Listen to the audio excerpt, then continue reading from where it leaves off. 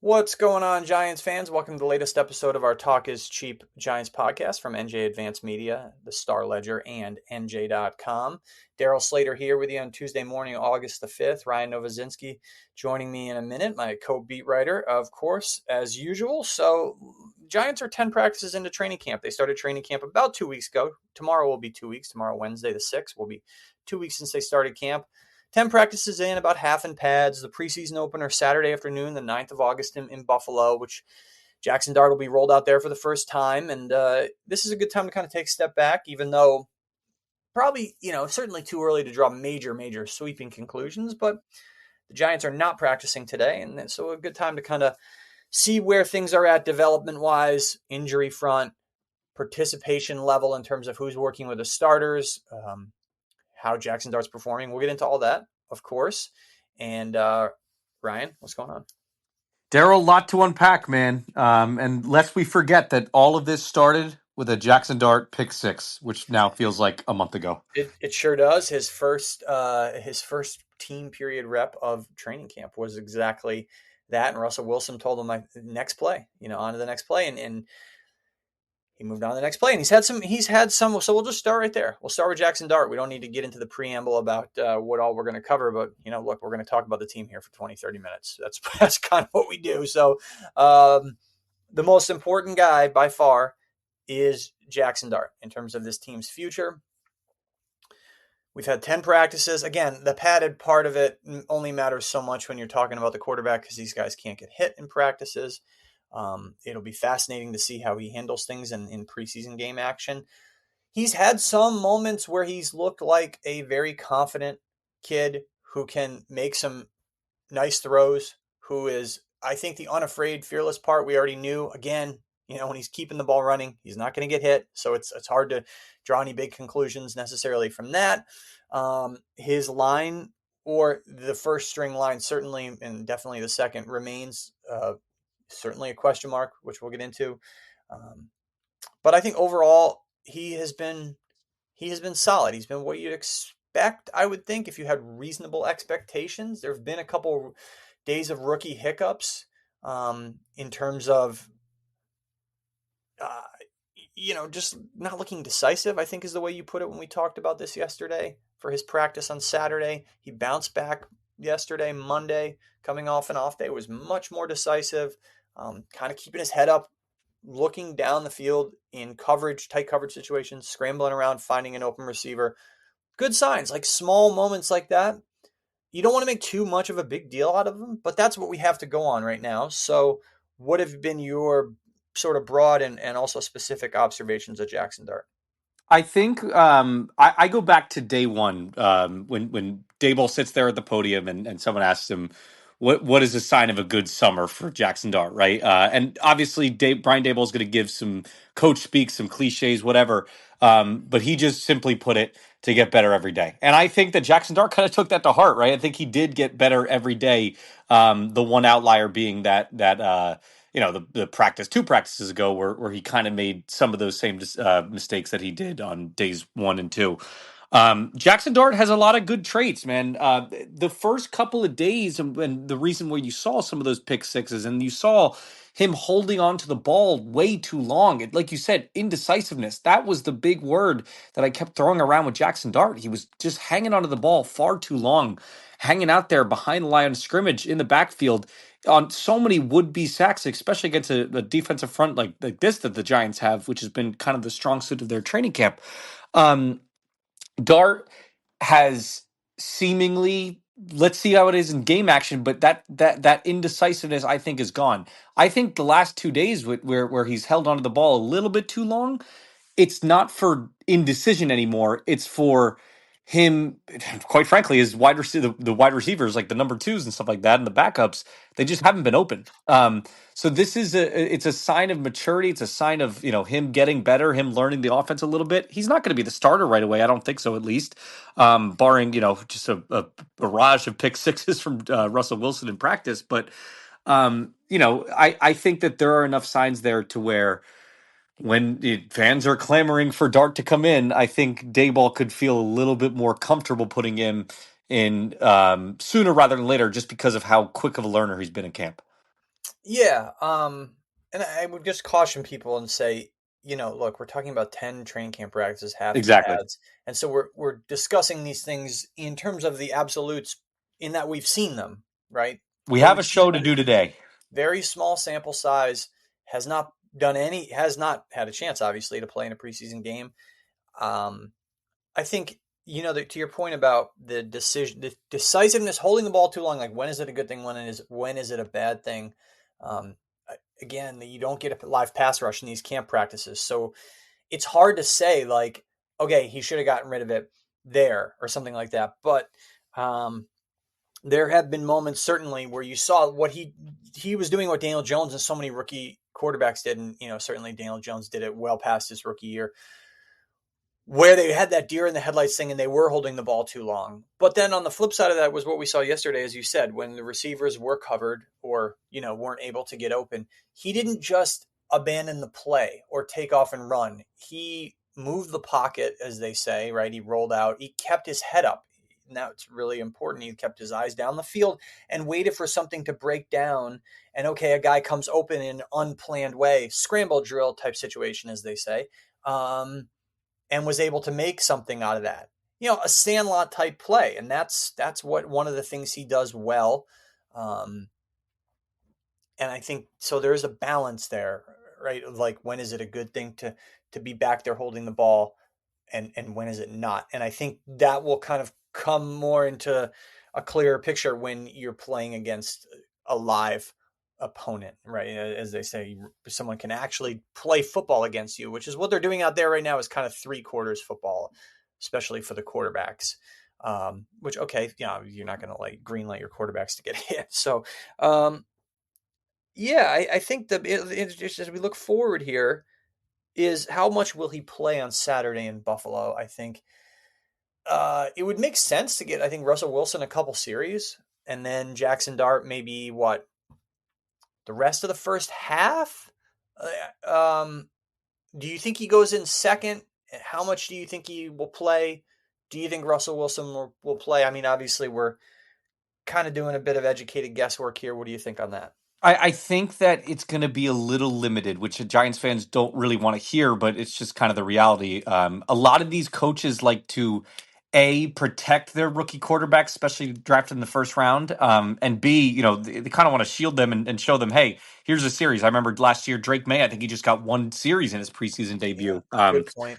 So I don't know that we'll get a ton of Jackson Dart. Obviously, we will be putting every play seemingly under a microscope, and I think most Giants reporters will. But this is it's exciting to see how he's going to do in a quote unquote live situation because. This is the first time you're going to be able to see that. This is the first time most Giants fans who aren't able to go to these preseason practice, or sorry, these training camp practices, this is the first time they'll be able to see him even if it's just for one series, fine. I think those reps will increase as time goes on. Like there's three of these things, so he'll be able to show what he could do against the Jets and the Patriots, ironically, in the other two games. But I don't know that this will get the full Jackson Dart showcase.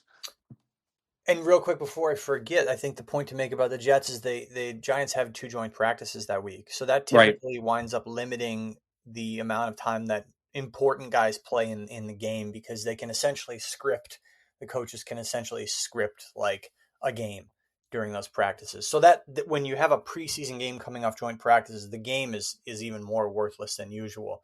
So Jameis Um, Winston and Tommy DeVito showcase. yeah, and not to say this game on Saturday will be worthless. Definitely not. Like even if Jackson Dart gets a series, that's worth something in terms of getting a chance for the coaches, obviously, and the fans to get a look at this kid. And maybe that's probably as you were saying that I realized my forecast of him playing extensively in the first half probably a bit of wishful thinking and just like wanting something more tangible to write about this kid. And I think Giant fans are also just impatient to kind of see him. But I think everyone needs to realize, like what you said, the reality of the situation of how most coaches do it these days, protecting the quarterback, easing him in, not necessarily putting him in bubble wrap by not playing him a lot, but just easing him in. So that's probably more along the lines of what you think. You think just a series? I think okay. So if Russell Wilson starts, plays two series, maybe they give Jackson Dart two. I mean, and that gets you almost through like, depending on how the pace of the game goes, you're talking middle of the second quarter or whatever. I Or I actually now that I kind of think it through, I referenced the Drake May kind of yeah, example. That was a terrible coaching staff dealing with him. A head coach that's I not think even that what matters more than how much he plays, and we could just sit here and guess all day, is what would you like to see from him, regardless of how often he play, and he's going to play, right? I mean, it would be right. crazy to not play him in Buffalo. So what would you like to see from him in terms of things we haven't gotten to see in practice? I There mean, are two yeah. What do you think? the two things that I want to see. One, I want to see him kind of work the his deep ball a little bit. I want him to show that Yeah, off. There are a number of receivers, Jalen Hyatt included, that are kind of have something to prove this preseason, this training camp. I want, and maybe that's just to put it plainly, I want to see a deep ball to Jalen Hyatt. That's what I would like to see from Jackson Dart.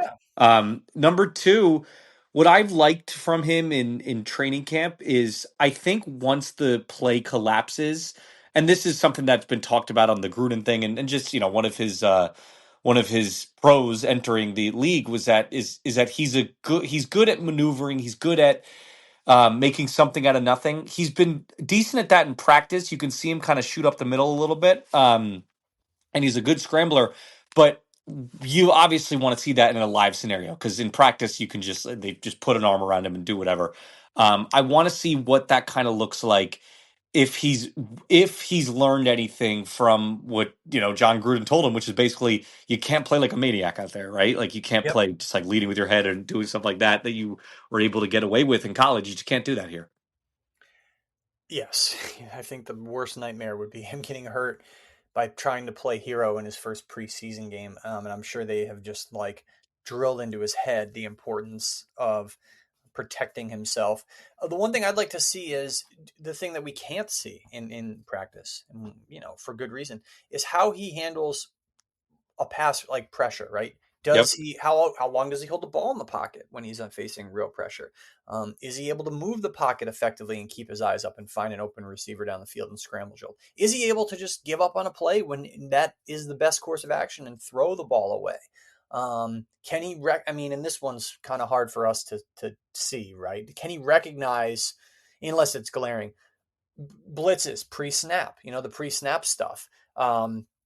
And the coaches will certainly notice that, but for us, that's a bit of a challenge. I think another one is the some of the pre-snap operational stuff. There was a practice. I can't remember the day. It was last week. It may have been that really hot Tuesday a week ago when it was blazing hot. Brutal. Um, he had an all right practice, and then they gave him an opportunity at the end to score. I think from the 4 or 5 yard line, and he had to delay a game. He got a little frustrated with one of his receivers. And then the next play was a shotgun snap that hit him in the chest because either he wasn't ready for it or he was looking the other way or the timing was off. The center screwed up. So those were a couple things where that kind of underscores like that's part of it too for a rookie quarterback, getting everything set before the snap. And I don't think you can take those two moments and say he's done a bad job of that. Just saying, for as much stress as they try to mimic or try to like pretend to have in practice, like that is multifold, tenfold in a game. And so how does he handle that in a game situation? Um, that'll all be interesting to see. And all right, so like pivoting to the guy who's the kind of certainly an afterthought, the Giants starting quarterback, and Russell Wilson. And I think we've said, and I've texting with a couple of friends of mine who are Giant fans today, and they were saying like I find the text or whatever. They're basically saying Russell Wilson's going to get booed the first time he screws up. Of course he is, because people see Jaxson Dart. They want Jaxson Dart. People have no loyalty to Russell Wilson in New Jersey. They don't care that he went to a bunch of Knick games over the summer. Who cares? Mm. Like, but how? Let's we don't have to go as much in depth on his situation again, even though he's a starting quarterback. Jaxson Dart performing really well this summer could lead to a shortened leash for Russell Wilson entering week one, even though Wilson's going to be the starter week one. What have you made of Russell Wilson so far in camp? He has had back-to-back days of pick sixes. I think he's had 6 interceptions through 10 practices, so not a small amount. So, what are your thoughts on what you've made of him and how much, if at all, you think we'll see him on Saturday? Um, he has been exactly what I expected from a 36-year-old Russell Wilson, with the exception of two things. Number I agree. one, he maneuvers a little bit better than I thought, like maneuvers around pressure better than I thought. So he's a little bit more athletic than I imagined he would be. And number two, I didn't think that turnovers were going to be as big of a concern, because there's been a lot of knocks on Russell Wilson in the past couple of years, and rightfully so. But interceptions has not been one of those things. He's usually been a pretty accurate passer, and been good at avoiding things like that. But he is what he is, right? And I think the Giants understand that too. They know what they're getting into when they have Russell Wilson. They know they're in for a bunch of checkdowns. They know that the middle of the field work is probably not the best, and they know that they're in for the occasional moonball, which has been great. It paid dividends for Malik Neighbors, and a couple other guys. But you just have to wonder, like, what exactly it is beyond that. Like I think the one question that's kind of been circling my mind is, okay, Malik Neighbors is obviously going to be the number one target, but who is it beyond that? Because I don't think you can just sit here and say, oh, it'll obviously be Darius Slayton, the number two receiver. No, I think that you kind of have to look at the running backs. You might have to look at a Theo Johnson, look at some of these check down opportunities, because that's just kind of who he is at this point, right? Like, he's a quarterback that he doesn't really cerebrally work the middle of the field, for whatever it is. He doesn't. There's just a disconnect there. He's able to air it out like crazy, but when it's not airing it out, it's definitely not going to be intermediate. So I think it's just going to be checkdowns to the running backs all season long. It's gonna kind of be boring, aside from those few exciting plays. Yeah, I think if you look at the metrics from last year, he does throw the deep ball fairly effectively. It's one of the things he still does well. They're I definitely. mean, we've seen a couple Malik Neighbors deep balls in camp that have connected, and Neighbors making, like Drew Phillips has been okay. He's been better at times in this camp, but Malik Neighbors on Drew Phillips is a mismatch. Look, Malik, that's nothing against Drew Phillips. Look, Malik Neighbors on a lot of guys is a mismatch, but we've seen Neighbors kind of make mincemeat out of Phillips a couple of times. Deep balls connected with Russell Wilson. So there that could be something to watch. I think that they want to try to push the ball down the field a little bit more than they were able to. A few things go into that, and with that we can kind of pivot to the other positions on offense right now. Then is how much our opponent's going to try to take away Malik Neighbors, and that kind of goes without saying with what you said. Who's going to be the secondary receiver, and then the protection part of it. I want to make a point about the Malik Neighbors has been very good in camp. We knew this. The guy was awesome last year. The team went 3-14. All right. He's not the problem. They had to fix a lot of the other things around him. They didn't really add a lot offensively. So let's just start with, we can touch on receiver real quick because you did bring it up there. Jalen Hyatt, sort of people view him as an X factor. He's bulked up. Do we think he can be a factor this year? I would say probably too early to know. Your thoughts? Too early to know, but also there have been some positive signs in training camp that he's at least rounded out that route tree, which has been the big knock on him ever since he's been drafted. It was just he's a straight line runner, right? Um, this is but I don't know that marginal improvement is really going to translate to what. Like, I don't think he's going to fight for a job with Darius Slayton, who just got locked up to a big contract again. Like, I don't think that's gonna he's gonna really chip away at that number two receiver role. I just wonder how many snaps it's going to warrant him. Like, he might have got better, he might have gotten bigger, but unless Russ just completely reinvented the guy, which I don't think he has. I think it's just going to be kind of more of the same. Maybe a couple more snaps here and there. Like, he won't be getting 1 to 2 snaps a game. He might be getting 5 to 6 or something like that. But yeah, beyond that, I don't know exactly how big of an X factor he really is. When I look at receivers that could be that could transform their game this year, I really look at Wandale Robinson, because he's really just a slot receiver that when Daniel Jones was his quarterback, he really just kind of went 5 yards out and caught these quick little passes, right? And wasn't a really good yak guy. This time around, You saw in training camp a little bit, like they were kind of airing it out to him a little bit. They kind of it looks like they want to reinvent him to where he adds more chunk plays to the table. That will be an interesting factor. No matter how they slice it, they need to get someone who can take coverage attention away from Malik Neighbors, no matter who that is. Exactly. Um, Who has been great. Malik Neighbors has been great, but I feel Great. like it's the great afterthought, you know? Sure, because it's a given. It's a given coming off of a 3-14 year, right? I mean, he is the least of their problems. He's not a problem, right? So he like again, I get back to it. He was awesome last year. They went 3-14. Okay, like that's it. Both things are true. They needed to improve other areas, and one of those areas that they needed to address, what in terms of the skill positions on offense, the weapons, as they say, before we get into the line, is running back, and that's you touched on it there. Tyrone Tracy was an interesting fourth round or fifth round rather find last year. Devin Singletary is what he is at this point. Cam Scadaboo was supposed to be the guy who could perf- not perform, who could perform in and form a backfield committee with Tyrone Tracy, but Scottaboo hurt right now. Brian Dable, of course, being coy about the injury. Um, it'll be interesting to see how significant the injury is. Where that if it's not significant, if he loses reps in camp and preseason games, how long he takes to catch up. Um, the backfield's a little bit murky right now, I think. No, it sure is. And with Scattaboo, this is a guy that all the pre-draft stories about him is like, oh, when he was younger, he used to put the pads on and like run into telephone poles. So this is a tough kid, right? Like this is a someone that if he's out with this injury, that it's got to be at least pretty serious. But yeah, no, it's something that. I think the running backs have actually kind of looked good in camp, but I think that going against this terrible, terrible run defense, that performance is elevated, it's heightened, right?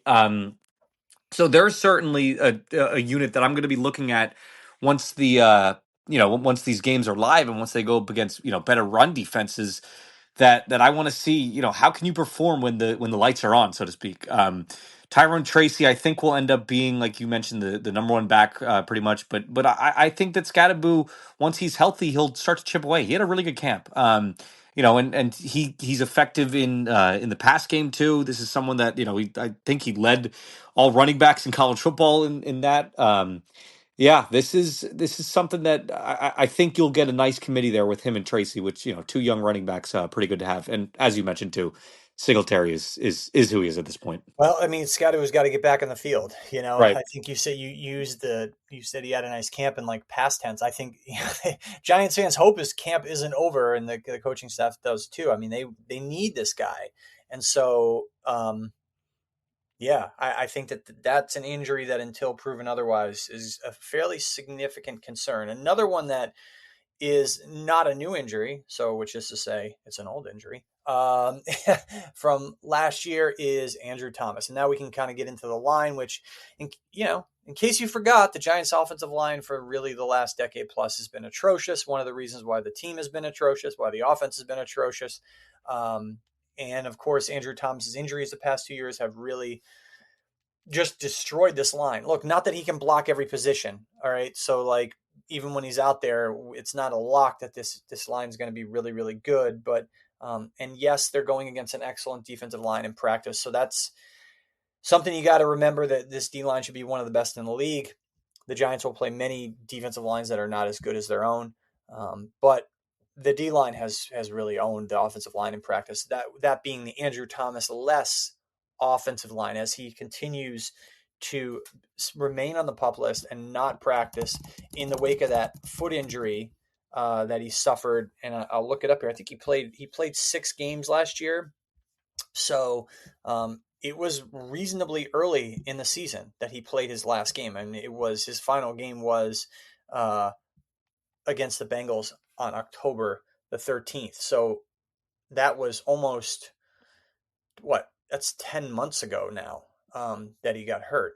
So how concerned are you that we haven't seen Andrew Thomas yet out there? And also just broadly with this line, again, he can't block every position. They have other people that they need to perform at a competent level. Your impressions so far of the line?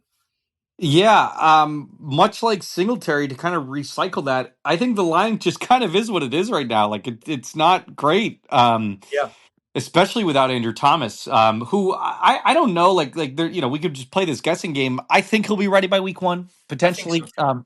and but how healthy can you stay beyond that? That's the big question. That's because he's consistently been the linchpin for this line, which is just that's not a good thing. Like yes, of course, left tackle's one of the most important positions in football, but you can't let that you can't rely on this one guy to hinge on the success of your whole line. Um, JMS has been kind of the big disappointment at camp. He got put on his rear end by Abdul Carter, who we'll mention, I'm sure, after this. And then I think I've been noticing too the snaps have looked a little high, but that's kind of the reality of going from Daniel Jones to Russell Wilson, who's pretty small. And then, beyond that, it's just kind of been all more of the same. Like, I think Jermaine Illuminor holds his own in some of these one-on-one drills against, some of these great edge rushers that the Giants have. But, even that, it's just, okay, you have what you have in Jermaine Illuminor. He's pretty much told you straight up that he's not willing to either move inside or move to the left side when Andrew Thomas goes down. So you kind of have to live with if Andrew Thomas is continuously injured and he does get injured again, which has been a big concern for him this whole career. Then you're gonna have to live with James Hudson, who has beyond the fights, I guess, has just looked. He's just kind of been just a guy in camp, right? Like there's nothing too exciting on this offensive line to be like, oh yeah, they're going to be dominant this year. Other than if Andrew Thomas really is this magical linchpin that holds them all together. Yeah, I think a couple things on that. Illuminor was solid last year. He had a pretty solid year. We know Yeah. what Andrew Thomas is when he's healthy. This is the same point we were making in the spring. Is they should be all right at tackle. Let's assume Andrew Thomas is back for week one and he's healthy. Of course he could always get hurt, but let's just assume he's back for week one healthy and Illuminor gives him solid play. I keep getting back to the interior line is a problem. It's a problem. They tried to address it in the offseason. They wanted to sign Will Freeze, local kid, Jersey kid, Cranford actually, Yep. went to Cranford High School and signed with the Vikings. The Giants tried to sign him. He went to Minnesota.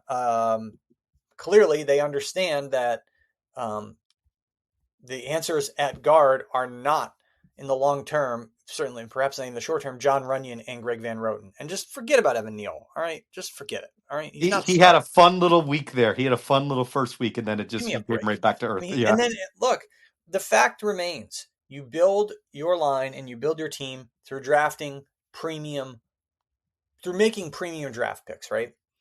First 3 rounds, first 2 rounds, right? Evan Neal, Joe Shane draft pick in the 7th overall has been a total bust. And John Michael Schmitz, I've never been high on him. And I think that we're starting to see things crystallize in terms of him being a second round disappointment, to say the least. Again, early in camp, but I'm just basing this on the last 2 years, quite frankly.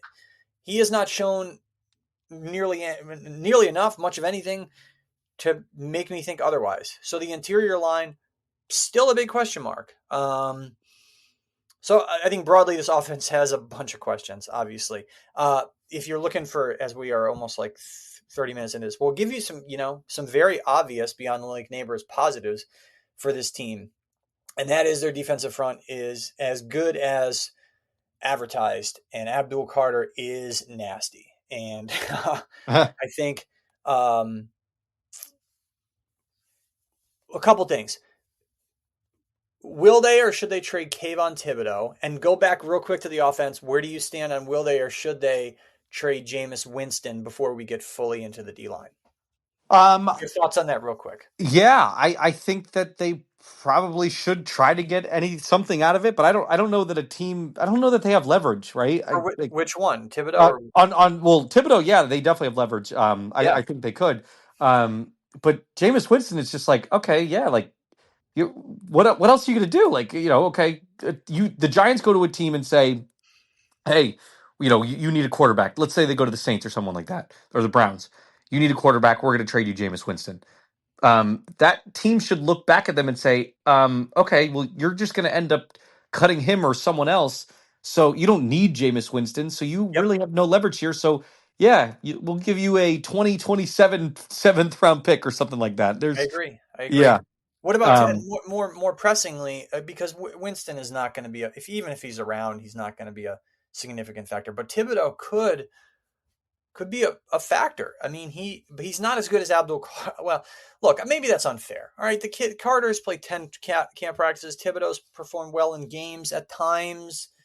Um, Perhaps my cynicism there is stemming from how bad the team's been over the last 2 years. But I think inarguably he's not been fifth number 5 overall pick good. right. Uh, do you keep him? Do you try to move him? I would keep him. What do you I think? I would keep him too, Yeah, just because I think the only shot that the Giants have this year of being semi-competitive is leaning into that pass rush, bingo. hoping that it's a beast as much of a beast as it looks in training camp. You're not going to win with your offense. That's a given. You're not going to win with your run defense, certainly. The secondary has improved, and they actually are getting turnovers this camp, but you have to lean into what you're dominant at, and that's your pass rush, right? So if they can kind of wreak havoc against some of these opposing quarterbacks, that's their only shot of keeping these games competitive this year. So I would definitely keep him. I agree. I agree. And Brian Burns has looked really good. Abdul Carter's looked really good. I don't know what else there is to say about. I mean, you guys have all seen if you've followed even a little bit about how good Abdul Carter's looked. And that's a position that, as we all know, you can come in as a rookie and make an impact. I'm not saying it's like easy, like anyone could just go line up and do it, but there's certainly more complicated positions to play as a rookie, quarterback, cornerback. But pass rusher is one where you see rookies make an impact, and I think he could have a big impact on this team. They're gonna let him do a lot. He should be playing a lot.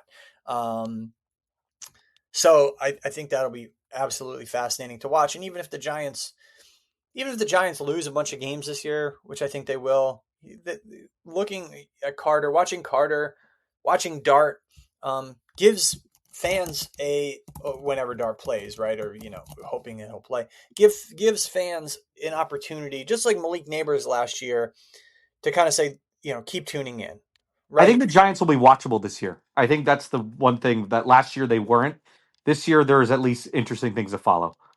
Yeah, I mean, even if it's if you talk about three guys and Carter and Dart and Neighbors, the guys who they hope will be their foundation, the guys who you haven't like, I've seen enough of this guy already, right? Like, so Deontay Banks, I think most people say I've seen enough. Yep. Some people on Jalen Hyatt, I've seen enough, right? Like they fall into those buckets. I mean, Schmitz, no one's tuning in for the center. I mean, Tyler Nubin, solid safety. No one's tuning in to watch a safety unless you're talking about Ed Reed. Um, but Right, Tyrone Tracy, solid young player. But these guys who represent Scadaboo, right? Who represent potential, who represent hope, who represent something beyond just like, all right, I've seen enough, flipping the TV off. Yep. Um, so yeah, I think that the D line is there's nothing but the obvious to say about it. It's been very good. I mean, that's the big question. We can kind of skip over, as we did with tight end. We can kind of skip over linebacker just because it is kind of status quo ish right now. But the secondary, the big one obviously there is the cornerback spot where Deontay Banks, who has been, as we all know, very disappointing through 2 years, was in a competition with Cordell Flott. So in addition to Scadaboo, in addition to Thomas, the other significant injury, significant not in terms of like how long he's necessarily going to be out, but just like notable, is Cordell Flott, who was battling Deontay Banks at the outside cornerback spot opposite Paulson Adebo. Um, Unfortunately for Flott, hurt, he's missed a few practices. Um, where do you Who's the starter? Like, so let's say Flott comes back middle and early next week. Plenty of time to get back in the competition. Who wins the job for week one? I think it's been so neck and neck, to the point where each day it was kind of alternating. They would alternate who would go out with the first teamers. Um, and the only time the tie broke was towards the end when and then Flock got injured. So it's been Deontay Banks consistently going out with the first team. but I think it's so neck and neck that you got to give potentially the edge to the first round rookie. I think that's the way the Giants will kind of, that this whole thing will go down. But that doesn't mean that it's over. I think that week one and beyond, this is still going to be a competition that you Oh, look for at, right? sure. Because Yeah, this yeah. is one of those, like, you look at, let's say Terry McLaurin gets signed and they have and he gets back, and then him or Debo Samuel week one punishes Deontay Banks, and he has a low effort, low energy kind of play that he had last year, that that was kind of his brand last year. Um, I think you'll start to see him potentially get benched. This is going to be a competition throughout. Like, this is going to be something, and that's the problem with Banks, is that you drafted him to be a first rounder, and he's duking it out with the guy that they drafted in the third round. He's supposed to be a first round corner, is supposed to be an advantage. Deontay Banks will never be an advantage, I don't think. So the fact that he's just like in this training camp battle, it that alone should be troubling for Giants fans. Yes. All of that. Very true. Nothing to add. Spot on. So, I think the one quick little addendum there, back to the offense. It looks like Mike Kafka's going to call the plays this year based on what we've seen so far in the spring, in the summer. John Mara basically coming out and saying that he doesn't think that Dable should keep calling plays. It's like, so it's all been trending in this direction. Mike Kafka will have his first chance, presumably, unless something drastic changes, to do that in Buffalo. Not first chance ever. Of course, he did this 2022, parts of 2023. And um, so yeah, there's something to keep an eye on there, right? So like that's more of something that we can watch throughout the year when games actually matter, because you're not out scheming a team in the preseason, right? So that will be an ongoing storyline, even if Mike Kafka enters the year as expected as the play caller. So another thing to watch heading into Saturday's game in Buffalo. We'll be back with you guys. Let's maybe do something. The Giants are off next Monday, the 11th. We could probably just do a real quick recap of what we saw in the game, and then looking ahead to the Jets joint practices, which are next Tuesday in Florham Park, August the 12th, and then Wednesday, August the 13th in East Rutherford, leading up to the Saturday, the August 16th Giants Jets evening preseason game that Saturday night. So we'll catch you guys back here. I would say next Monday seems like a reasonable time to do just a quick recap, focused largely on quarterback and then Jaxson Dart specifically, and whoever else makes an impact, or knock on wood, hope no one gets hurt. But if there's any significant news injury wise coming out of the Buffalo game, we can kind of discuss the big picture impacts of all that next Monday. So in the meantime, appreciate everyone listening. Appreciate everyone reading. NJ.com/Giants. Be sure to check out all our coverage there.